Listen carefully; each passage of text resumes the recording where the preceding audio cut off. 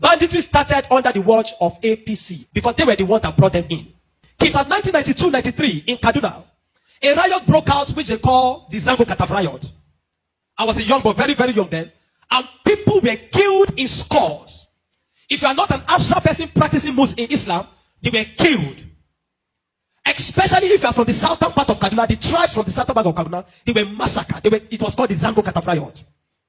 And if the next thing they do is to burn churches, kill Christians, and then if they are done with that, then they focus on businesses that is for Igbo people, Igbo-owned businesses, and they destroyed it. I grew up knowing that Christians are an endangered species in Nigeria. In the year 2000, when the Sharia riots, how many of you have heard of the Sharia riot? Hundreds of thousands of people were killed in Kaduna. I can remember vividly that we had to defend our house from people. They brought some Fulani boys and they faced our house. They were shooting arrows. They were stoning our zinc. They spot our zinc shooting arrows. Even though I was a Muslim then. Even though my father was a Muslim then. But because majority of the people in our compound were Christians, so they were willing to destroy every one of us because we're living with Christians.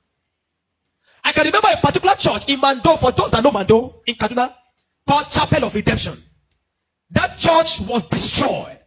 And so from that time, anytime there's a little hanky-panky in Nigeria, the first target is churches and Christians. And this has prevailed for a long time. That even if there's a problem with in another country, the Muslim and the Hausas in Nigeria will rise up and begin to kill Christians. How many of you remember the Miss World crisis in 2002, 2001, 2002? That somebody drew a picture of Muhammad or something in France. Long away in France. And they began to fight in Nigeria. Are you following me? Christians are endangered species. Now let me give you, and that's how it has continued. Scores have been killed, and they focus on regions where there is a mixture of both Christianity and Islam. If you look at states like Kaduna, state like Plateau State, state like Nasarawa, state like Taraba, state like Benue, state like Bauchi, state like Gombe, state like Borno. These are places where they focus on because they intend to eliminate every living Christian in that place. Anybody that debunked it is a total lie because I have grown and lived in the north.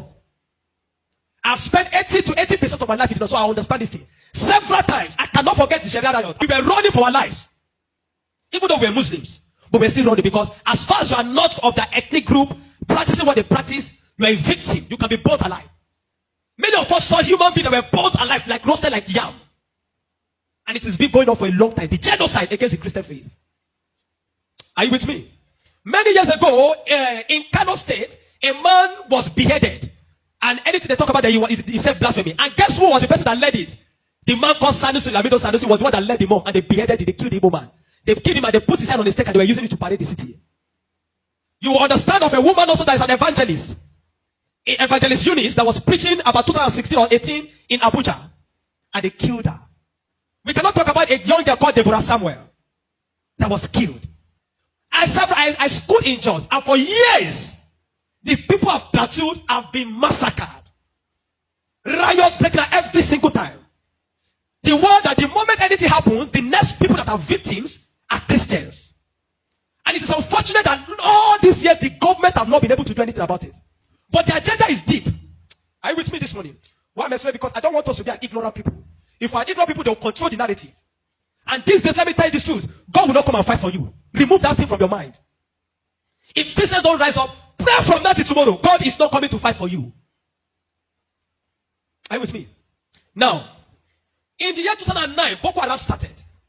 Boko Haram started because of a section. It was a political movement.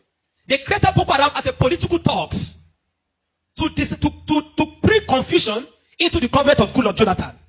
And to be able to, destroy any opposition, starting from Borno State, under the watch of a man called Kashim Shettima, which is now the vice president of Nigeria. Kashim Shettima and the other man, Ali Mohammed Sharif. These were the people that started the business of Boko Haram as a political talks to be able to oppose their opponents. But after a time, the ideology grew and they began to destroy.